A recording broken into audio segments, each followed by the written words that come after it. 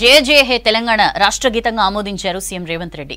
2.5 నిమిషాల నిడివితో ఒక వర్షన్ ఉన్న పాటను జూన్ 2న జాతికి అంకితం చేయనున్నారు. తెలంగాణ ఖ్యాతిని చాటిన ఈ గీతాన్ని భవిష్యత్తులో తరతరాలు పాడుకునేలా అందరి ఆమోదంతో రాష్ట్ర గీతంగా ఆమోదించినట్లు ముఖ్యమంత్రి తెలిపారు. తెలంగాణ కవి, రచయిత అందశ్రీ 20 ఏండ్ల కిందట రాసిన ఈ గీతాన్ని యథాతథంగా ఆమోదించినట్లు ప్రకటించారు సీఎం రేవంత్. జయ జయ హే తెలంగాణ గీతాన్ని రాష్ట్ర గీతంగా ఆమోదించారు ముఖ్యమంత్రి రేవంత్ రెడ్డి. రాష్ట్ర అవతరణ వేడుకల్లో జయ జయ హే తెలంగాణ గీతాన్ని జాతికి అంకితం చేస్తామన్నారు. తెలంగాణ ఖ్యాతిని చాటిన ఈ గీతాన్ని భవిష్యత్తులో తరతరాలు పాడుకునేలా అందరి ఆమోదంతో రాష్ట్ర గీతంగా ఆమోదించినట్టు ముఖ్యమంత్రి తెలిపారు. తెలంగాణ కవి, రచయిత అందశ్రీ 20 ఏండ్ల కిందట రాసిన ఈ గీతాన్ని యథాతథంగా ఆమోదించినట్లు ప్రకటించారు. ఆస్కార్ అవార్డు గ్రహీత కీరవాణి రాష్ట్ర గీతానికి మ్యూజిక్ అందించారు. జయ జయ హే తెలంగాణ గీతాన్ని 2 వర్షన్లలో తయారు చేశారు. 2.5 నిమిషాల నిడివితో ఒక వర్షన్, 13.5 నిమిషాల నిడివితో పూర్తి వర్షన్ రూపొందించారు. ప్రభుత్వ కార్యక్రమాల్లో 3 చరణాలతో 2.5 నిమిషాల గేయం ఉంటుందన్నారు సీఎం. ఈ రెండింటినీ రాష్ట్ర గీతంగానే పరిగణిస్తామని స్పష్టం చేశారు రేవంత్ రెడ్డి.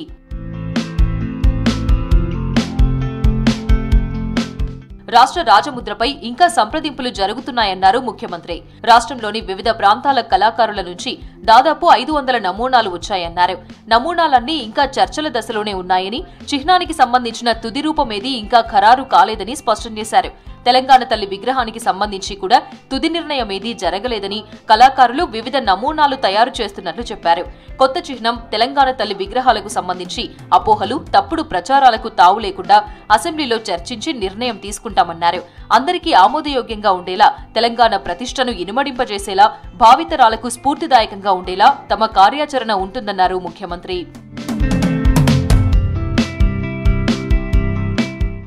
తెలంగాణ రాష్ట్ర గీతం, రాష్ట్ర అవతరణ వేడుకలపై సెక్రటేరియట్లో ముఖ్యమంత్రి రేవంత్ రెడ్డి సమీక్ష చేశారు. శాసనమండలి చైర్మన్ గుత్తా సుఖేందర్ రెడ్డి, శాసనసభ స్పీకర్ గడ్డం ప్రసాద్, మంత్రులు ఉత్తమ్ కుమార్ రెడ్డి, కోమటిరెడ్డి వెంకటరెడ్డి, దామోదర రాజనరసింహ, పొంగులేటి శ్రీనివాసరెడ్డి, తుమ్మల నాగేశ్వరరావు, జూపల్లి కృష్ణారావు, సీతక్క, కొండా సురేఖతో పాటు మాజీ మంత్రి జానారెడ్డి, ప్రొఫెసర్ కోదండరాంతో పాటు కవి అందశ్రీ, సంగీత దర్శకులు Keeravani, CPI MLA Kunamneni Sambasivarao, CPM రాష్ట్ర కార్యదర్శి తమ్మినేని వీరభద్రంతో పాటు ఎంపీలు, ఎమ్మెల్యేలు తెలంగాణ బిల్లును ఆమోదించినప్పుడు సభలో ఉన్న మాజీ ఎంపీలు, ఉద్యమంలో క్రియాశీల పాత్ర పోషించిన పార్టీల ప్రతినిధులు సమీక్షలో పాల్గొన్నారు. తెలంగాణ రాష్ట్రీయ గీతాన్ని 2వ తారీఖు నాడు ప్రభుత్వం విడుదల చేయబోతున్నది. ఈ రెండు కూడా ఇవాళ మా దృష్టిలో అయితే చాలా కీలకమైనటువంటి పరిణామాలుగా మేము భావిస్తూ ఉన్నాం. ఒక భాగస్వామ్యం దొరకటం, మేము కోరుకున్నటువంటి రాష్ట్రీయ గీతాన్ని ఇవాళ గుర్తించి రికార్డు చేసి దాన్ని విడుదల చేయటం, ఈ రెండు కూడా సంతోషాన్ని కలిగించేటువంటి పరిణామాలని చెప్పి మేము భావిస్తూ ఉన్నాం. రాష్ట్ర అవతరణ వేడుకల్లో పాల్గొనాలని మాజీ సీఎం కేసీఆర్ కు ప్రత్యేకంగా లేఖ రాశారు సీఎం రేవంత్ రెడ్డి. లేఖను స్వయంగా కేసీఆర్ కు అందించాలని ప్రభుత్వ సలహాదారు, protocol incharge Harkara Venugopal, protocol director Aravind Singh లకు బాధ్యతలు అప్పగించారు రేవంత్ రెడ్డి. తెలంగాణ రాష్ట్రం ఆవిర్భవించి జూన్ 2 నాటికి 10 ఏళ్లు పూర్తవుతున్న సందర్భంగా దశాబ్ది వేడుకలను ఘనంగా నిర్వహించేందుకు ఏర్పాట్లు చేస్తోంది ప్రభుత్వం. రాష్ట్ర గీతం, చిహ్నం మార్పుపై బీఆర్ఎస్ ఆరోపణలను ఖండించారు కాంగ్రెస్ నేతలు. కావాలనే దుష్ప్రచారం చేస్తున్నారని ఫైర్ అయ్యారు. కీరవాణి ఆంధ్ర వ్యక్తి అంటూ ప్రచారం చేయడం దారుణమన్నారు. 10 ఏండ్లు అధికారంలో ఉన్న కేసీఆరే ఆంధ్ర వాళ్లకు ప్రాధాన్యతనిచ్చారని అన్నారు. సీఎం రేవంత్ ప్రజల ఆకాంక్షలకు అనుగుణంగా పనిచేస్తారని, మెజార్టీ ప్రజలు కోరుకునే నిర్ణయాలనే అమలు చేస్తారని చెప్పారు. మరోవైపు విత్తనాలు, ఎరువుల కొరత అంటూ బీఆర్ఎస్, బీజేపీ అసత్య ప్రచారాలు మానుకోవాలని హెచ్చరించారు.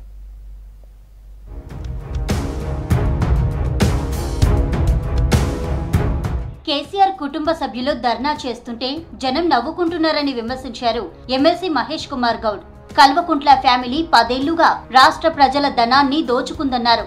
రాష్ట్ర గేయం, చిహ్నంపై కేటీఆర్ బాధేంటని ప్రశ్నించారు. ప్రజల ఆకాంక్షలకు అనుగుణంగానే సీఎం రేవంత్ నిర్ణయాలు తీసుకుంటున్నారని చెప్పారు. మెజార్టీ ప్రజలు కోరుకునే నిర్ణయాన్నే సీఎం రేవంత్ అమలు చేస్తున్నారన్నారు మహేష్ కుమార్ గౌడ్. అసలు కేటీఆర్ బాధేంది, కేటీఆర్ నొప్పేంటని అడుగుతా ఉన్నాను. తెలంగాణలో ఏర్పడిన కాంగ్రెస్ ప్రభుత్వం, రాష్ట్ర ముఖ్యమంత్రి రేవంత్ రెడ్డి గత 4 మాసాలుగా ఏ కార్యక్రమం తీసుకొచ్చినా, ఏ జీవో తీసుకొచ్చినా ఇది పరిపూర్ణంగా తెలంగాణ మెజారిటీ ప్రజల యొక్క ఆశలకి ఆకాంక్షలకు అనుగుణంగానే జరుగుతూ ఉంది. రేపు చేర్పులు చేయాలనుకున్న తెలంగాణ గేయం కానీ తెలంగాణ ప్రభుత్వ చిహ్నం కానీ ఏది జరిగినా జరగబోయినా ఇదంతా కూడా మెజారిటీ తెలంగాణ ప్రజలు కవులు మేధావుల యొక్క సూచనలకు అనుగుణంగా జరుగుతూ ఉన్నాయి. రాష్ట్ర గేయం చిహ్నంపై బీఆర్ఎస్ అనవసరంగా రాద్ధాంతం చేస్తోందన్నారు ప్రభుత్వ విప్ ఆది శ్రీనివాస్.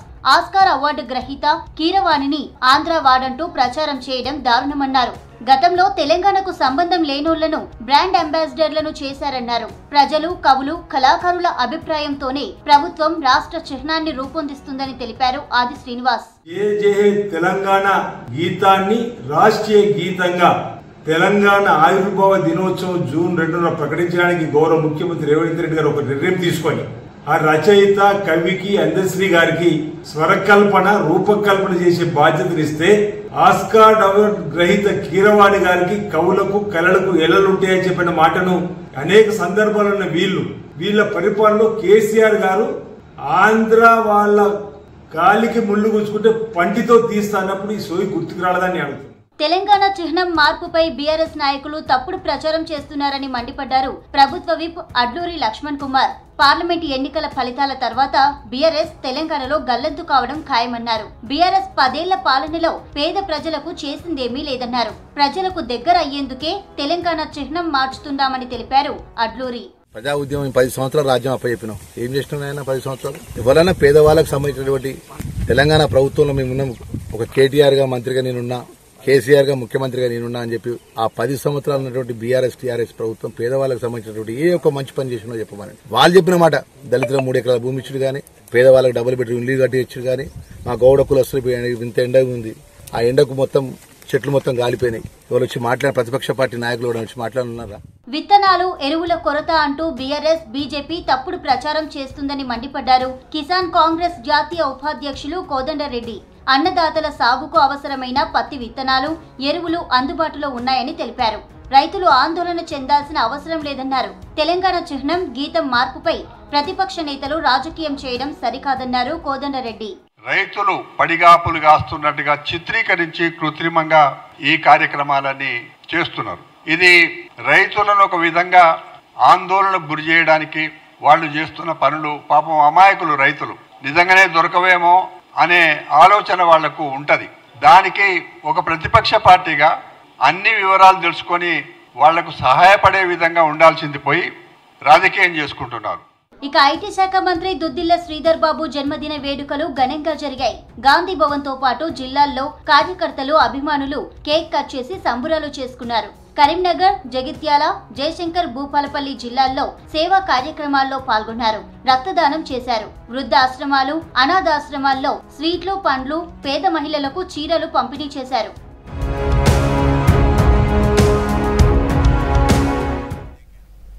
రాష్ట్ర ప్రభుత్వం తీసుకున్న తెలంగాణ చిహ్నం మార్పు నిర్ణయాన్ని తీవ్రంగా వ్యతిరేకిస్తోంది బీఆర్ఎస్. లోగోలోని చారిత్రక చిత్రాన్ని తొలగించడం సరికాదన్నారు. అధికారిక చిహ్నంలో మార్పులకు నిరసనగా చార్మినార్ దగ్గర బీఆర్ఎస్ వర్కింగ్ ప్రెసిడెంట్ కేటీఆర్ ధర్నా నిర్వహించారు. ఉద్దేశపూర్వకంగానే రాజముద్రను కాంగ్రెస్ ప్రభుత్వం మారుస్తోందని ఫైర్ అయ్యారు BRS working president KTR. Telangana చారిత్రక చిహ్నాలను తొలగిస్తున్నారని ఆరోపించారు. అధికారిక చిహ్నంలో మార్పులపై చార్మినార్ దగ్గర కేటీఆర్ సహా బీఆర్ఎస్ ముఖ్య నేతలు నిరసన తెలిపారు. లోగోలో చార్మినార్ను తొలగించడం అంటే హైదరాబాద్ను అవమానించడమేనని ఫైర్ అయ్యారు. కాకతీయుల కళాతోరణాన్ని ఎట్లా తొలగిస్తారని ప్రశ్నించారు. ప్రగతిని కానరానియకుండా గత 10 ఏళ్లలో జరిగిన పనులు కానరానియకుండా కొన్ని మూర్ఖపు నిర్ణయాలు తీసుకుంటా ఉంది. మరి ఆ రోజు కాంగ్రెస్ ఏమో చార్మినార్ ఈ రోజు ఉన్న కాంగ్రెస్ ప్రభుత్వం ఎందుకు వ్యతిరేకిస్తుందని ముఖ్యమంత్రి చెప్పాలి.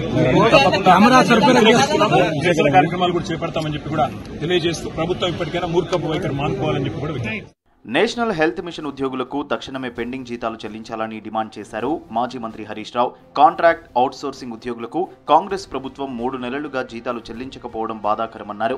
ప్రజల ఆరోగ్యాన్ని సంరక్షించేందుకు నిరంతరం కృషి చేసే వైద్య సిబ్బందికి జీతాలు చెల్లించడంలో నిర్లక్ష్యం ఎందుకని ప్రశ్నించారు. ప్రతి నెల 1న జీతాలు చెల్లిస్తున్నామని కాంగ్రెస్ ప్రభుత్వం మాటలకే గొప్పలు చెప్పుకుంటోందన్నారు. ప్రభుత్వం స్పందించి 3 నెలల పెండింగ్ జీతంతో పాటు పీఆర్సీ బకాయిలను వెంటనే చెల్లించాలంటూ ట్వీట్ చేశారు హరీష్. పత్తి విత్తనాల కొరతతో రైతులు ఇబ్బంది పడుతుంటే రాష్ట్ర ప్రభుత్వం పట్టించుకోవడం లేదన్నారు మాజీ మంత్రి జోగురామన్న. రాష్ట్రంలో కేసీఆర్ ఆనవాళ్లు లేకుండా చేసేందుకు కుట్ర చేస్తున్నారని మండిపడ్డారు. రుణమాఫీ, రైతు భరోసా ఎప్పుడు ఇస్తారో చెప్పాలని డిమాండ్ చేశారు జోగురామన్న. ఇలా రైతులపైన అమానుష్యంగా దాడి చేయడం ఇది ప్రభుత్వం యొక్క అసమర్థత. రైతులు అడుగుతున్నది ఏంది? ఇలా మేము రేషన్ బియ్యం అడుగుతలేం. ఇలా ఈ దేశానికి అన్నం పెట్టే రైతన్నం, మరి ఇలా అన్నం పెట్టే రైతన్నకి ఈ రకంగా విత్తనాలు సకాలంలో ఇవ్వకపోవడం, అడిగినటువంటి విత్తనాలు ఇవ్వక కృత్రిమ కొరతను సృష్టిస్తూ ఉన్నాం. ఇది ప్రభుత్వ అసమర్థత కాదా? ఎందుకు ఇలా రైతులు అడిగినటువంటి విత్తనాలు ఇవ్వడానికి కొరకు అడుగుతూనే లాఠీ చార్జ్ చేస్తే 10 సంవత్సరాలు ఎప్పుడో జరిగిందా? నిన్న వరంగల్ కాకతీయ కళాతోరణం దగ్గర ఆందోళన చేసిన బీఆర్ఎస్ నేతలపై కోడ్ ఉల్లంఘించారని కేసు పెట్టారు అధికారులు. రాష్ట్ర లోగో మార్పుకు వ్యతిరేకంగా కాకతీయ కళాతోరణం దగ్గర బీఆర్ఎస్ ఎంపీ అభ్యర్థి వినోద్ కుమార్, మాజీ ఎమ్మెల్యేలు నన్నపునేని నరేందర్, వినయ్ భాస్కర్, ఎమ్మెల్సీ బసవరాజు సారయ్య, కార్పొరేటర్లు ధర్నా చేశారు. అనుమతులు లేకుండా లోపలికి వెళ్లడంతో సెక్షన్ 143 ప్రకారం 7 బీఆర్ఎస్ నేతలపై కేసు నమోదు చేశామన్నారు పోలీసులు.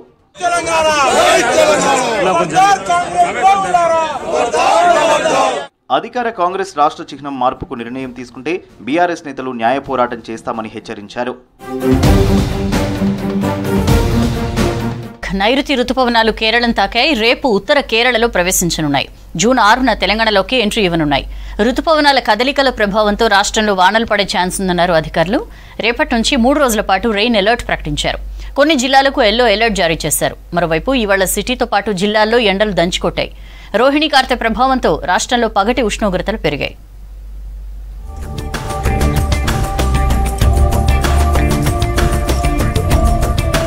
నైరుతి రుతుపవనాలు కేరళ తీరాన్ని తాకాయి. రేపు ఉత్తర కేరళలో పూర్తిగా విస్తరించనున్నాయి. జూన్ 2న దక్షిణ కర్ణాటక, ఆ తర్వాత రాయలసీమలోకి రానున్నాయి రుతుపవనాలు. ఇక జూన్ 6న తెలంగాణలోకి ప్రవేశించనున్నాయి. జూన్ 6 నుండి 11 వరకు రాష్ట్రంలో పూర్తిగా వ్యాపించనున్నాయి. రుతుపవనాల ప్రభావంతో దక్షిణ, ఉత్తర జిల్లాల్లో వర్షాలు పడతాయంటున్నారు వెదర్ ఆఫీసర్స్. కేరళలోని కన్నూరు ప్రాంతం నుంచి కోయంబత్తూర్, కన్యాకుమారి, అదేవిధంగా ఈశాన్య రాష్ట్రాల్లో కూడా మనకి ఋతుపవనాలు అయితే చేరుకోవడం జరిగింది. మరో 2 రోజులు కూడా మనకి ఇదే విధమైన వాతావరణం కేరళ పరిసర ప్రాంతాల నుంచి, అలాగే మనకి కోస్టల్ కర్ణాటక మరియు ఇంటీరియర్ కర్ణాటకల్లో కూడా ఏర్పడి 2, 3వ తేదీన మనకి ఇంటీరియర్ కర్ణాటక, అదేవిధంగా రాయలసీమలో 4వ తేదీన మనకి ఋతుపవనాలు తాకి దాదాపుగా 5 నుంచి 11వ తేదీ లోపల మనకి తెలంగాణ రాష్ట్రం కూడా వచ్చే అవకాశం అయితే కనిపిస్తుంది. రాష్ట్రానికి రెయిన్ అలర్ట్ ప్రకటించింది వెదర్ డిపార్ట్మెంట్. రానున్న 3 రోజులు తేలికపాటి నుంచి మోస్తరు వర్షాలు కురిసే ఛాన్స్ ఉందన్నారు అధికారులు. జూన్ 1, 2 తేదీల్లో పలు జిల్లాలకు ఎల్లో అలర్ట్ ప్రకటించారు. ఉమ్మడి ఖమ్మం, వరంగల్, నల్గొండ, మహబూబ్ నగర్, రంగారెడ్డి జిల్లాలతో పాటు హైదరాబాద్ కు అలర్ట్ జారీ చేశారు. ఈ జిల్లాల్లో ఉరుములు, మెరుపులతో కూడిన వానలు పడతాయన్నారు. గంటకు 30 నుంచి 40 కిలోమీటర్ల వేగంతో ఈదురుగాలులు వీచే ఛాన్స్ ఉందని ప్రకటించారు అధికారులు. కేరళ తీర ప్రాంతానికి కొద్దిగా పశ్చిమ దిశ నుంచి మరియు నైరుతి దిశ నుంచి గాలులు వీస్తూ ఉంటాయి. గత 2 రోజుల నుంచి వర్షపాతం కూడా సాధారణంగా ఉండడం. ఈ సంవత్సరం పూర్తిగా ఎల్నినో ప్రభావం అనేది దాదాపుగా తగ్గిపోయింది. సాధారణ స్థితికి రావడమే కాకుండా మనకి వచ్చే నెలలో లానినా కూడా ఏర్పడే అవకాశం ఉన్నందున మరింత విధిగా వర్షపాత సూచన ఉన్నందున మనకి ఈసారి 2 రోజులు సాధారణం కంటే ముందుగానే రావడం జరిగింది. మహబూబ్ నగర్ జిల్లాలు, దాంతో పాటుగా ఈశాన్య తెలంగాణ జిల్లాలో నల్గొండ, సూర్యాపేట, భద్రాద్రి కొత్తగూడెం, ఈ ఖమ్మంతో పాటుగా ఎల్లుండి 2వ తేదీన కొద్దిగా హైదరాబాద్ మరియు పరిసర ప్రాంతాల్లో కూడా అక్కడక్కడ ఒక మోస్తరు వర్షపాతం నమోదే అవకాశం కూడా కనిపిస్తుంది. రోహిణి కార్తె ఎఫెక్ట్ రాష్ట్రంలో స్పష్టంగా కనిపిస్తోంది. రోహిణి కార్తె ప్రభావంతో టెంపరేచర్లు మరింత పెరిగాయి. హైదరాబాద్ సిటీతో పాటు జిల్లాల్లో ఎండలు దంచి కొడుతున్నాయి. రికార్డు స్థాయిలో ఉష్ణోగ్రతలు పెరుగుతున్నాయి. వాతావరణం చేంజ్ గా ఉంది. చాలా విపరీతమైన ఎండలు ఉన్నాయి. దయ ఉంచి ఇంపార్టెంట్ పని ఉంటేనే బయటికి వెళ్ళండి. మీ ఆరోగ్యాన్ని మీరు కాపాడుకోండి. ఎవరు ఇది ప్రకృతి నిర్ణయం. చెట్లు పెంచాలి. ప్రకృతిని పెంచితేనే మనకి చల్లదనం ఏర్పడి మేఘాలు వికృతమై వర్షాలు వస్తాయి. మనం చెట్లు నరికి చెట్లు లేకపోవడం వల్ల ఎండల తీవ్రతలు పెరిగిపోతున్నాయి, వానలు తగ్గిపోతున్నాయి. ఇక్కడ మాత్రం 48, 49 ఉన్నట్టు అనిపిస్తుంది.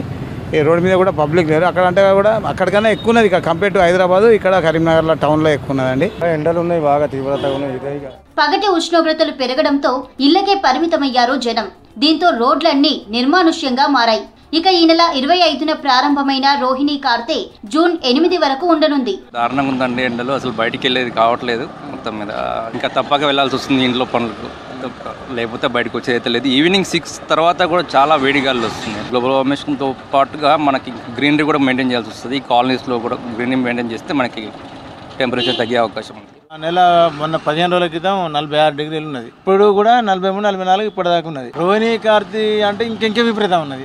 ఈ 3-4 రోజుల కాంచి చాలా ఉన్నది. ఎండలు బాగున్నాయి. 5 నిమిషాలకు ఒకసారి 5 నిమిషాలు తాగుకుంటా తిరుగుతా ఉన్నాయి. ఎక్కినా ఎక్కకున్నా జనాలు లేకున్నా. వేసవి చివరిలో రాష్ట్రంలో ఎండలు మండిపోతున్నాయి. రికార్డు స్థాయి ఉష్ణోగ్రతలు నమోదవుతున్నాయి. జూన్ మొదటి వారం వరకు ఎండల తీవ్రత కొనసాగుతుందంటున్నారు అధికారులు. జూలై నెలలో గరిష్ట ఉష్ణోగ్రతలు పూర్తిగా తగ్గుముఖం పడతాయని తెలిపారు.